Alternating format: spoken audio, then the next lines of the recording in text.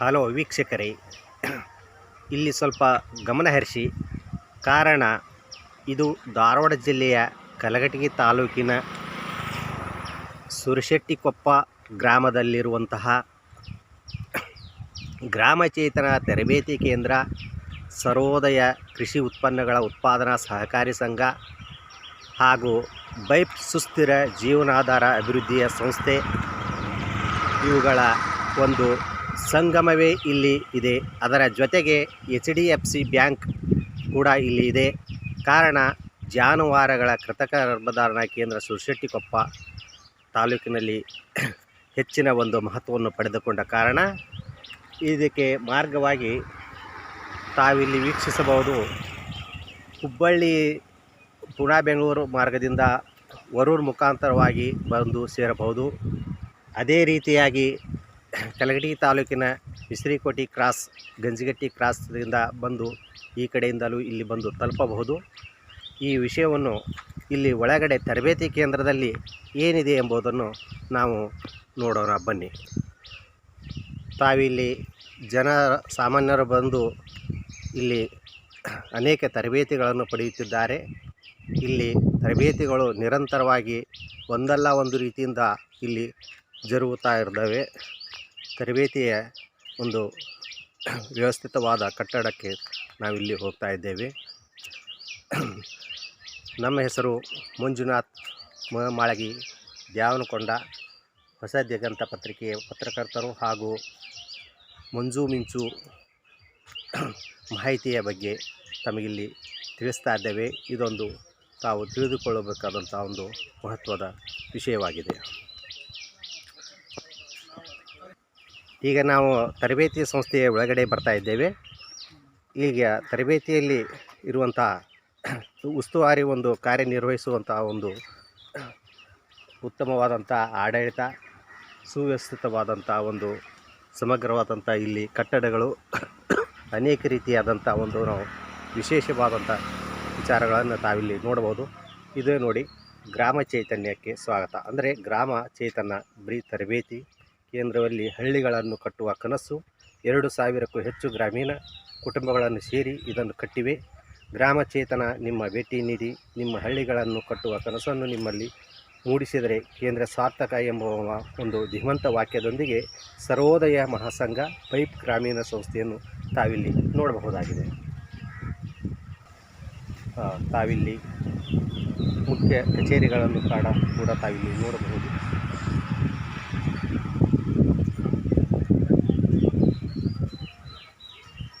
ಇಲ್ಲಿ ತರಬೇತಿ ನೀಡಿದಂತಹ ಮತ್ತು ಇವತ್ತು ಕೊನೆಯ ಹಂತವಾದ ಕಾರಣ ಅನೇಕ ಅಧಿಕಾರಿಗಳು ಕೂಡ ಸಂಪನ್ಮೂಲ ವ್ಯಕ್ತಿಗಳು ಕೂಡ ನಾವಿಲ್ಲಿ ನೋಡಬಹುದಾಗಿದೆ. ವೀಕ್ಷಕರೇ, ಇದು ಧಾರವಾಡ ಜಿಲ್ಲೆಯ ಕಲಘಟಗಿ ತಾಲೂಕಿನ ಸುರಶೆಟ್ಟಿಕೊಪ್ಪ ಗ್ರಾಮದಲ್ಲಿ ಇರುವಂತಹ ಒಂದು ಬೈಪ್ ಸಂಸ್ಥೆಯ ಮುಖಾಂತರವಾಗಿ ಹಲವಾರು ಇದರಲ್ಲಿ ಸಂಘಗಳು ಇನ್ವಾಲ್ವ್ ಆಗಿವೆ. ಸರ್ವೋದಯ ಸಂಘ, ಅನೇಕ ರೀತಿಯಾದಂಥ ಇಲ್ಲಿ ಅನೇಕ ರೀತಿಯಾದಂಥ ತರಬೇತಿಗಳು ನಡೀತಾ ಇರ್ತವೆ. ಇವು ಗ್ರಾಮೀಣ ಮಟ್ಟದಲ್ಲಿ ಇರುವಂಥ ಒಂದು ಗ್ರಾಮೀಣ ಜನತೆಯನ್ನು ಉತ್ಪಾದಿಸಲು, ಅಂದರೆ ಅವರ ಉತ್ಪನ್ನಗಳನ್ನು ಜಾಸ್ತಿ ಮಾಡಲಿ, ಆರ್ಥಿಕ ಅಭಿವೃದ್ಧಿಯನ್ನು ಪಡಿಸಲು ಈ ರೀತಿ ಸಹಾಯಕ ಆಗ್ಯಾವು. ಅದಕ್ಕೆ ತರಬೇತಿ ಇವತ್ತು ಕೊನೆ ದಿನದಿಂದ ಇದ್ದ ಕಾರಣ ಇಲ್ಲಿ ಸಂಪನ್ಮೂಲ ವ್ಯಕ್ತಿಗಳು ಹಾಗೂ ಇದಕ್ಕೆ ಸಂಬಂಧಪಟ್ಟಂಥ ಅಧಿಕಾರಿಗಳು ಬಂದಿದ್ದಾರೆ. ಅವರನ್ನು ಪರಿಚಯ ಮಾಡಿಕೊಡ್ತೀವಿ. ಸರ್, ತಮ್ಮ ಹೆಸರು? ನಮಸ್ಕಾರ, ನನ್ನ ಹೆಸರು ಮಯೂರ್ ಕಾಂಬ್ಳೆ ಅಂತ. ನಾನು ಧಾರವಾಡ ಜಿಲ್ಲೆಯ ಜಿಲ್ಲಾ ಅಭಿವೃದ್ಧಿ ಅಧಿಕಾರಿಯಾಗಿ ಕೆಲಸ ಮಾಡ್ತೇನೆ, ನಬಾರ್ಡ್ ಇಲಾಖೆಯಲ್ಲಿ. ತಾವಿಲ್ಲಿ ಬಂದಿದ್ರಲ್ಲ ಸರ, ತರಬೇತಿ ಇದೇ ಫಸ್ಟ್ ಬಂದಿರಿ ಸರ? ಮೊದಲು ಬಂದಿದ್ರೆ? ಇದು ಮೊದಲು ಬರ್ತಿದ್ವಿ 2014ರಿಂದ. ನಮ್ಮದು ಈ ಸಂಸ್ಥೆದು ಒಂದು ರಿಲೇಷನ್ಶಿಪ್ ನಡ್ಕೊಂಡು ಬಂದಿದೆ. ಸರ್ವೋದಯ ರೈತ ಉತ್ಪಾದಕ ಕಂಪನಿ ಅಂತ ಒಂದು ಕಂಪನಿ, ರೈತರದೇ ಒಂದು ಓನ್ ಕಂಪನಿ ಪ್ರಾರಂಭ ಮಾಡಿದ್ವಿ. ಆ ಕಂಪನಿ ಬೆಳೆದು ಇವಾಗ ಸರ್ವೋದಯ ಮಹಾಸಂಘ ಅಂತ ಒಂದು ಸಂಘ ಆಗಿದೆ. ಆನಂತರ ಇಲ್ಲಿ FPO ಒಂದು ಹೇಳಿದಂಗೆ ಅದರ ಜೊತೆಗೆ ಹಲವಾರು ತರಬೇತಿ ಕಾರ್ಯಕ್ರಮಗಳು ಕೂಡ ನಾವು ಇಲ್ಲಿ ಮಾಡ್ತಾಯಿದ್ದೀವಿ. ಆಮೇಲೆ ಈಗ ಸದ್ಯ ನಡೀತಿರೋದು ಹೈನುಗಾರಿಕೆ ತರಬೇತಿ, ಒಂದು 10 ದಿವಸದ ತರಬೇತಿ ಕಾರ್ಯಕ್ರಮ ಇವತ್ತು ಕೊನೆ ಹಂತಕ್ಕೆ ಬಂದಿದೆ. ಇದು ಪ್ರೋಗ್ರಾಮ್ ಸ್ಯಾಂಕ್ಷನ್ ಆಗಿದ್ದು ನಬಾರ್ಡಿಂದ ನಾವು ನ್ಯಾಪ್ಕಿನ್ಸ್ ಅಂತ ಒಂದು ನಮ್ಮದು ಇನ್ನೊಂದು ಸಂಸ್ಥೆ ಇದೆ, ನಬಾರ್ಡ್ ಫೈನಾನ್ಷಿಯಲ್ ಸರ್ವಿಸಸ್ ಅಂತ. ಆ ಸಂಸ್ಥೆಗೆ ನಾವು ಈ ಪ್ರೋಗ್ರಾಮ್ನ ಸ್ಯಾಂಕ್ಷನ್ ಮಾಡಿದ್ವಿ. ಅವರು ಸರ್ವೋದಯ ಮಹಾಸಂಘ ಜೊತೆ ಕೈ ಜೋಡಿಸಿ ಈ 10 ದಿವಸದ ಇಲ್ಲಿ ತರಬೇತಿ ಕಾರ್ಯಕ್ರಮ ಇವತ್ತು ಮುಗಿಸಿದ್ದಾರೆ. ತಾವು ನೋಡ್ತಿರುವಂಗೆ 30 ಜನ ಮಹಿಳೆಯರು ಈ ಪ್ರೋಗ್ರಾಮಲ್ಲಿ ತರಬೇತಿಯಲ್ಲಿ ಭಾಗವಹಿಸಿದರು. ಈ 30ರಲ್ಲಿ ಆಗಲೇ 26 ಮಹಿಳೆಯರು ಹೈನುಗಾರಿಕೆಗೆ ಅಂದರೆ ಈಗ ಆಕಳ ಪರ್ಚೇಸ್ ಮಾಡೋದಕ್ಕೆ ಸಾಲ ಕೂಡ ಪಡ್ಕೊಂಡಿದ್ದಾರೆ. ನಿನ್ನೆನೇ ಇವರು ಎಲ್ಲ ಬ್ಯಾಂಕ್ ಅಕೌಂಟಿಗೆ ಎಲ್ಲ ಸಾಲಗಳು ವಿತರಣೆ ಕೂಡ ಆಗಿದೆ. ಅದ ನಂತರ ಇವತ್ತು ಇವರು ಎಲ್ಲರಿಗೆ ಸರ್ಟಿಫಿಕೇಟು ಕೊಟ್ಟಾಗಿದೆ. ಅದ ನಂತರ ಲೋನ್ ಒಂದು ಆಫಿಷಿಯಲ್ ಸ್ಯಾಂಕ್ಷನ್ ಲೆಟರು ಮತ್ತು ಡಿಸ್ಬರ್ಸ್ಮೆಂಟ್ ಶೆಡ್ಯೂಲ್ ಕೂಡ, ರೀಪೇಮೆಂಟ್ ಶೆಡ್ಯೂಲ್ ಕೂಡ ಕೊಟ್ಟಾಗಿದೆ. ನೀವು ಕೇಳಿದ್ರಿ, ಅದು ನಾನು ಹೇಳಿದ್ದೀನಿ ಏನೇನು ಆಗಿದೆ ಅಂತ. ಸೊ ಇದರಿಂದ ನೀವು ಮತ್ತೆ ಇದು ಯಾವ ರೀತಿ ಸಕ್ಸಸ್ ಆಗಿದೆ ಅಂತ ನೀವು ಮಾಹಿತಿ ಬೇಕಾದರೆ ಹೇಳ್ತೀನಿ. ಈಗ ಇದು ಬಡ ಜನರಿಗೆ ಮತ್ತು ಗ್ರಾಮೀಣ ಜನತೆಗೆ ಅವಶ್ಯಕವಾದಂಥ ಒಂದು ಉದ್ಯೋಗ ಅಂತಂದರೆ ಹೈನುಗಾರಿಕೆ. ಅದಕ್ಕೋಸ್ಕರವಾಗಿ ತಾವು ಎಲ್ಲ ಕಡೆಗೆ ಸಾಲ ಕೊಡುವಂಥ ವ್ಯವಸ್ಥೆ ಇರ್ತದೆ. ತರಬೇತಿ ಕೊಡುವಂಥ ವ್ಯವಸ್ಥೆನ ತಾವಿಲ್ಲಿ ಹಲವಾರು ಸಂಸ್ಥೆಗಳನ್ನು ಸೇರ್ಪಡೆ ಮಾಡಿಕೊಂಡು ತಾವಿಲ್ಲಿ ಮಾಡ್ತಾಯಿದ್ದಾರೆ. ಇದು ಒಂದು ಉತ್ತಮ ಕಾರ್ಯ ಅನ್ನುವಂಥ ಒಂದು ಇದೆ. ಮತ್ತು ಇದರಲ್ಲಿ ವಿಶೇಷವಾಗಿ ಇನ್ನೂ ಹೆಚ್ಚಿನ ರೀತಿ ಒಳಗೆ ಗ್ರಾಮೀಣ ಮಟ್ಟದ ಜನತೆಗೆ ಯಾವ್ಯಾವ ಕಾರ್ಯಕ್ರಮಗಳನ್ನು ತಾವು ಹಮ್ಮಿಕೊಳ್ಳಬೇಕು? ನಬಾರ್ಡಿಂದ ಮುಖ್ಯವಾಗಿ ಹೇಳಬೇಕಾದ್ರೆ ನಾವು ಗ್ರಾಮೀಣ ಕ್ಷೇತ್ರದಲ್ಲಿ ಅಭಿವೃದ್ಧಿಗಾಗಿ, ಅವರ ಜೀವನೋಪಾಯಕ್ಕಾಗಿ ಹಲವಾರು ತರಬೇತಿಗಳು ನಾವು ಮಾಡ್ತಾ ಇದ್ದೀವಿ. ಇಡೀ ರಾಜ್ಯದಲ್ಲಿ ಇಲ್ಲ, ಇಡೀ ದೇಶದಲ್ಲಿ ನಾವು ಮಾಡ್ತಾಯಿದ್ದೀವಿ. ಅದ ನಂತರ ನಮ್ಮದು ಮುಖ್ಯ ಉದ್ದೇಶ ಏನಿರುತ್ತೆ ಅಂದರೆ ತರಬೇತಿ ಕಾರ್ಯಕ್ರಮಗಳಲ್ಲಿ ಸೆಟಲ್ಮೆಂಟ್ ರೇಟ್ ಆಗಬೇಕು. ನಾವು ಮಿನಿಮಮ್ ನಾವೆಲ್ಲರೂ ನಮ್ಮೆಲ್ಲ ಬೇರೆ ಬೇರೆ NGOs ಆಗಲಿ ಅಥವಾ ಬೇರೆ ಇಲಾಖೆ ಆಗಲಿ ಅವರೆಲ್ಲ ನಾವು ಸ್ಯಾಂಕ್ಷನ್ ಮಾಡ್ತಿರ್ತೀವಿ. ಅವ್ರಿಗೆಲ್ಲ ನಾವು ಏನು ಹೇಳ್ತೀವಿ ಅಂದರೆ ಇದರಲ್ಲಿ ಅಟ್ಲೀಸ್ಟ್ 80% ಸೆಟಲ್ಮೆಂಟ್ ರೇಟ್ ಆಗ್ತೀವಿ. ಸೆಟಲ್ಮೆಂಟ್ ರೇಟ್ ಅಂದರೆ ಆ ತರಬೇತಿ ಪಡ್ಕೊಂಡ ನಂತರ ಜನರು ಏನಾದರೂ ಒಂದು ಉದ್ಯಮ ಮಾಡಬೇಕು ಅಥವಾ ಏನಾದರೂ ಒಂದು ಜಾಬ್ ಸಿಗಬೇಕು. ಹಲವಾರು ತರಬೇತಿ ಆಗ್ತಿರ್ತವೆ, ಬಟ್ ಅದರಲ್ಲಿ ಸೆಟಲ್ಮೆಂಟ್ ರೇಟ್ ಬಂದಿಲ್ಲ ಅಂದರೆ ತರಬೇತಿ ಮುಖ್ಯ ಉದ್ದೇಶ ಅದರಲ್ಲಿ ಸಕ್ಸಸ್ ಆಗೋದಿಲ್ಲ. ಸೊ ಅದು ಒಂದು ನಾವು ಸ್ವಲ್ಪ ಅದು ನಮ್ಮದು ಮೇನ್ ಗುರಿ ಇರುತ್ತೆ. ಸೊ ಅದಕ್ಕಾಗಿ ಈ ಪ್ರೋಗ್ರಾಮಲ್ಲಿ ನಾವು 6 ತಿಂಗಳ ಹಿಂದೆಯೇ ನಾವು ಪ್ಲ್ಯಾನಿಂಗ್ ಮಾಡಿದ್ವಿ. 6 ತಿಂಗಳ ಹಿಂದೆಯಿಂದನೇ ಜನರ ಆಯ್ಕೆ ಹೇಗೆ ಮಾಡಬೇಕು, ಬೆನಿಫಿಷರಿ ಸೆಲೆಕ್ಷನ್, ಅವ್ರಿಗೆ ಆಸಕ್ತಿ ಒಂದು ದಿನ ಕೂಡ ಅವ್ರು ಮಿಸ್ ಮಾಡಬಾರ್ದು. ಎಲ್ಲ ದಿನವೂ ಬಂದು ತರಬೇತಿ ಎಲ್ಲ ಪಡ್ಕೋಬೇಕು. ಅಷ್ಟೇ ಇಲ್ಲ, ತರಬೇತಿ ಪಡ್ಕೊಂಡ ನಂತರ ಅವ್ರಿಗೆ ಸಾಲ ಕೂಡ ಸಿಗಬೇಕು. ಅವ್ರದ್ದು ಏನಾದರೂ ಒಂದು ಬಿಸ್ನೆಸ್ ಕೂಡ ಸ್ಟಾರ್ಟ್ ಆಗಬೇಕು. ಅದಕ್ಕಾಗಿ ನಾವು ಬೇರೆ ಬೇರೆ ಸಂಸ್ಥೆಗಳಿಗೆಲ್ಲ ಇದರಲ್ಲಿ ಇನ್ವಾಲ್ವ್ ಮಾಡಿದ್ದೀವಿ. ಉದಾಹರಣೆ ಈಗ ನ್ಯಾಪ್ಕಿನ್ಸು ಅವರು ಏನು ಮಾಡಿದ್ದಾರೆ ಅಂದರೆ ಸರ್ವೋದಯ ಮಹಾಸಂಘದವ್ರದ್ದು ಒಂದು ಹೆಲ್ಪ್ ತೊಗೊಂಡು ಈ ಜನರಿಗೆಲ್ಲ ಐತಿ ಮಾಡ್ಕೊಂಡಿದ್ದಾರೆ. ಆ ಜನ ಎಲ್ಲ ಹೇಗಿದ್ದಾರೆ ಅಂದರೆ ಅವರಿಗೆಲ್ಲ ಆಸಕ್ತಿ ಇದೆ. ಅವರು ಪೂರ್ತಿ ಸೀರಿಯಸ್ ಆಗಿ ಇದನ್ನು ಇಲ್ಲ ಈ ತರಬೇತಿ ತೊಗೊಂಡ ನಂತರ ಏನಾದರೂ ಹೈನುಗಾರಿಕೆ ಮಾಡಲೇಬೇಕು ಅನ್ನೋ ಇಚ್ಛೆಯಿಂದ ಬಂದಿರತಕ್ಕ ಜನ ಇದರಲ್ಲಿ ಸೇರಿಕೊಂಡಿದ್ದಾರೆ. ಎರಡನೇದು ನ್ಯಾಪ್ಕಿನ್ಸ್ದವ್ರು ಏನು ಮಾಡಿದ್ದಾರೆ, ಎಲ್ಲರದ್ದು ಸಿಬಿಲ್ ಕೂಡ ಅವರು ಚೆಕ್ ಮಾಡಿಕೊಂಡು ಇವ್ರದ್ದು ನಿಜವಾಗ್ಲೂ ಸಾಲ ಕೊಡೋಕ್ಕಾಗುತ್ತೋ ಇಲ್ಲೋ ಅದು ಎಲ್ಲ ಕೂಡ ಚೆಕ್ ಮಾಡಿಕೊಂಡು ಅದನ್ನು ಇದರಲ್ಲಿ ಕ್ಲಿಯರ್ ಮಾಡಿದ್ದಾರೆ. ಸೊ ಇದರಲ್ಲಿ ಏನಾಗುತ್ತೆ, ಒಂದು ಒಳ್ಳೆ ಜನ ಸಿಗ್ತಾರೆ, ರೈಟ್ ಜನ ಸಿಗ್ತಾರೆ ತರಬೇತಿಗಾಗಿ. ಅದು ಮೇನ್ ಇಂಪಾರ್ಟೆಂಟು. ಯಾಕಂದರೆ ನೀವು ಕರೆಕ್ಟ್ ಜನರಿಗೆ ನೀವು ತರಬೇತಿ ಕೊಟ್ಟಿಲ್ಲ ಅಂದರೆ ಪ್ರೋಗ್ರಾಮ್ ಸಕ್ಸಸ್ಫುಲ್ ಆಗೋದಿಲ್ಲ. ಸೊ ಅದಕ್ಕಾಗಿ ಎಲ್ಲಕ್ಕಿಂತ ಮೇನ್ ಭಾಗ ಅಂದರೆ ಈ ತರಬೇತಿಯಲ್ಲಿ ನೀವು ಜನರಿಗೆ ನಾವು ಯಾವ ಜನರಿಗೆ ಸೆಲೆಕ್ಟ್ ಮಾಡ್ತೀವಿ ಅದೇ ಭಾಳ ಇಂಪಾರ್ಟೆಂಟ್ ಇತ್ತು, ಅದೇ ಮುಖ್ಯ ಇರ್ತೈತಿ. ಅವ್ರಿಗೆ ನಾವು ಕರೆಕ್ಟಾಗಿ ಸೆಲೆಕ್ಟ್ ಮಾಡಿದ್ರೆ ಮಾತ್ರ ಸಕ್ಸಸ್ ಆಗುತ್ತೆ, ಇಲ್ಲಾಂದರೆ ಸಕ್ಸಸ್ ಆಗೋದಿಲ್ಲ. ಸೊ ಅದಕ್ಕಾಗಿ ಅದು ಒಂದು ಸೆಲೆಕ್ಷನ್ ಪ್ರಾಪರ್ ಆಗಿದೆ. ಅಷ್ಟೇ ಇಲ್ಲ, ತರಬೇತಿಯಲ್ಲಿ ತಾಂತ್ರಿಕ ಮಾಹಿತಿ ಕೂಡ ಕರೆಕ್ಟಾಗಿ ಇವರಿಗೆ ಕೊಟ್ಟಿದ್ದೀವಿ. ನಮ್ಮ ಕೃಷಿ ವಿಶ್ವವಿದ್ಯಾಲಯ ಧಾರವಾಡ, ಅದ ನಂತರ ಹೈನುಗಾರಿಕೆ ಅಂದರೆ ಪಶುಸಂಗೋಪನೆ ಇಲಾಖೆ, ಅದ ನಂತರ ಬೇರೆ ಕಡೆಯಿಂದ ಇವನ್ ಶಿವಮೊಗ್ಗದಿಂದನೂ ಕೆಲವರು ಸಂಪನ್ಮೂಲ ವ್ಯಕ್ತಿಗಳು ಇದರಲ್ಲಿ ಬಂದಿದ್ದಾರೆ.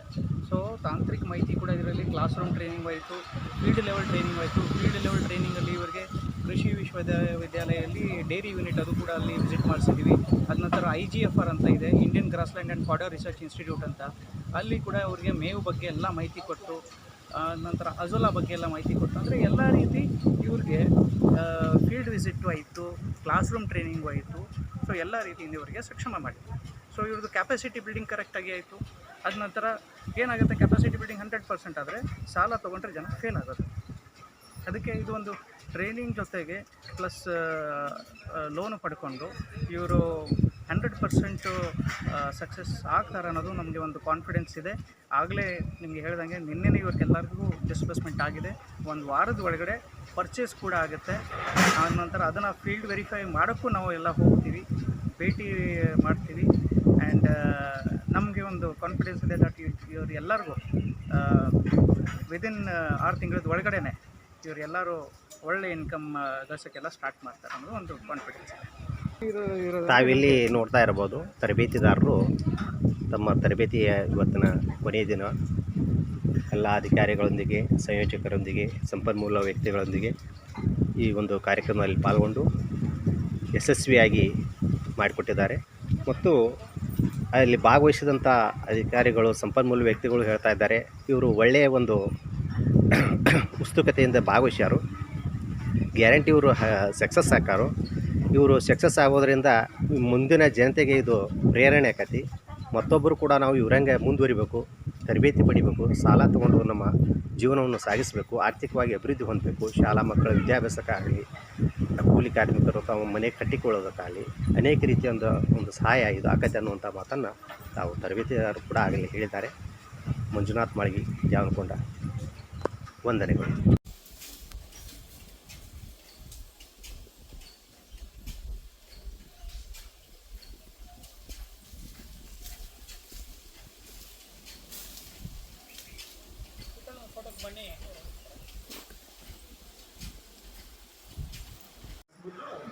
ನಮಗೆ ಫಸ್ಟು ಏನು ಮಾಡಿದ್ರು, ಒಂದು ಟೀ ಕೊಟ್ಬಿಟ್ಟು ನೀವು ಉಪವಾಸ ಬಿಡು ಅಂತೇಳಿ. ಇಲ್ಲ, ಏನೂ ಆಗೋದಿಲ್ಲ. ಅವ್ರು ಹೇಳಿದ್ರು, ನಮ್ಮ ತಾತನ ಕಾಲದ, ನಮ್ಮ ತಂದೆ ಕಾಲದ್ದು, ನಮ್ಮ ಯಜಮಾನರ ಕಾಲದ ನಾವು ಒಂದು ಪೈಸಾ ಸಾಲ ಮಾಡಿಲ್ಲ, ಬೇಡಿಲ್ಲ, ನಾವು ಬೇಡ ನನಗೆ. ನಾನು ಹೇಳಿದೆ, ನೋಡಿ ಆಗುವಂಥದ್ದಲ್ಲ ಪರಿಸ್ಥಿತಿ. ಇವತ್ತು ಹಂಗಿದೆ. ಇವತ್ತಿನ ದಿವಸ ನೀವು ಮಾಡ್ಕೊಂಡ್ರೆ ಆಕೆ ಇದ್ದಿದ್ದು ಎಷ್ಟು 4 ಎಕರೆನೋ 5 ಎಕರೆ ಇದ್ದಷ್ಟೇ. ನೀವು ಅದಕ್ಕೆ ಬೋರ್ ಹಾಕಿದ್ರೆ ನೀರಾವರಿ ಬರ್ತದೆ, ಕಬ್ಬು ಬರುತ್ತೆ. ನೀವೇನು ಮಾಡಬೇಕು, ಒಂದು ಹೊತ್ತು ಊಟ ಬಿಟ್ಟರು ಪರವಾಗಿಲ್ಲ, ಬ್ಯಾಂಕಿನ ನೆಟ್ಟೆ ಕಟ್ಬಿಡಿ, ಸರಿ ಹೋಗ್ತದೆ ಬಿಡಿ ಅಂತ ಹೇಳ್ತಾರೆ. ನಾನು ಇದು ಹೇಳ್ತದ್ದು 15 ವರ್ಷ ಅಥವಾ ಒಂದು 16 ವರ್ಷದ ಕೆಳಗಡೆ ಮಾಡ್ತೀವಿ. ಆಕೆಗೆ ಇದ್ದಿದ್ದೆಷ್ಟೋ 4 ಎಕರೆ ಇತ್ತು. ಇವತ್ತು ಆಕೆ ಹತ್ರ 60 ಎಕರೆ ಇತ್ತು. 1 ಎಕರೆ 1 ಕೋಟಿ ರೂಪಾಯಿ ಇರ್ಬೋದಲ್ಲಿ ಮಾಲಿಕಪುರದ ಅಂತ ಹೇಳ್ಬೇಕು. ಬ್ಯಾಂಕ್ ಹೋಗಿ ಆ ಥರ ನೀವು ಯೋಚನೆ ಮಾಡಬೇಕು. ಪಬ್ಲಿಕ್ ಟಿವಿ, ವಿಜಯ ಕರ್ನಾಟಕದಲ್ಲೂ, ವಿಜಯವಾಣಿನಲ್ಲಿ ಸಾಲ ಮನ್ನಾ ಅಂತ ನಾವು ಮನ್ನಾ ಮಾಡೋಣ ಮಾಡಕ್ಕೋಗ್ಬೇಡಿ. ಎಷ್ಟೋ ಸರಿ ಆಕೆ ಈಗಲೂ ಫೋನ್ ಮಾಡ್ತಿರ್ತಾರ, ಈಗ ಆಲ್ರೆಡಿ ವಯಸ್ಸಾಗಿದೆ.